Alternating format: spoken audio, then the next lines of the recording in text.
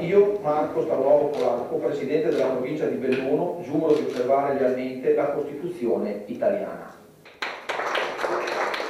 Alle 14.30 Marco Staunovo Polacco ha prestato giuramento di fedeltà alla Costituzione nella Sala Consiglio della provincia di Belluno e poco meno di un'ora dopo in Commissione Unica ha fissato la data delle elezioni che rinnoveranno il Consiglio provinciale. Si voterà domenica 17 maggio. Staunovo sarà il presidente delle grandi concessioni idroelettriche ma anche delle questioni tuttora irrisolte contenute in 3 mozioni depositate dalla consigliera di opposizione Cindy Manusci sulla tratta ferroviaria Ponte Calalzo, sul Maserotta e le o la centralina sul Vajont. La tematica delle grandi concessioni, su questo concordo con la consigliera Manusci, è un tema assolutamente da affrontare nell'immediato. Ritengo che il Consorzio possa dare assolutamente una mano a quello che è il ruolo della provincia e quindi credo che la sinergia anche in questo caso fra gli enti territoriali sia indispensabile da affrontare. Manusci si è spinta oltre chiedendo a Staunovo di sbloccare lo stallo della provincia che non fa bene né all'ente né ai cittadini e di guardare positivamente alla dinamicità politica che ha caratterizzato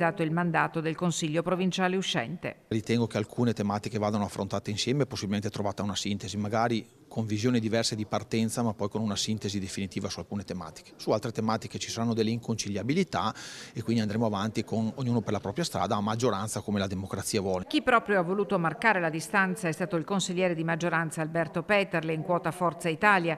Questa divisione non ha fatto il bene del territorio e mi auguro che questa cosa non succeda più nel prossimo, ha affermato, scoccando un dardo avvelenato nei confronti della collega Manusci. Fa una cosa che io non riesco a fare e non sono capace di fare, ovvero parlare per 10 minuti dicendo molto poco. Rumors danno Alberto Peterle in pole position al prossimo Consiglio con il sostegno incondizionato di Fratelli d'Italia, pronto a mettere da parte l'infaticabile Massimo Bortoluzzi, resistente quanto scomodo.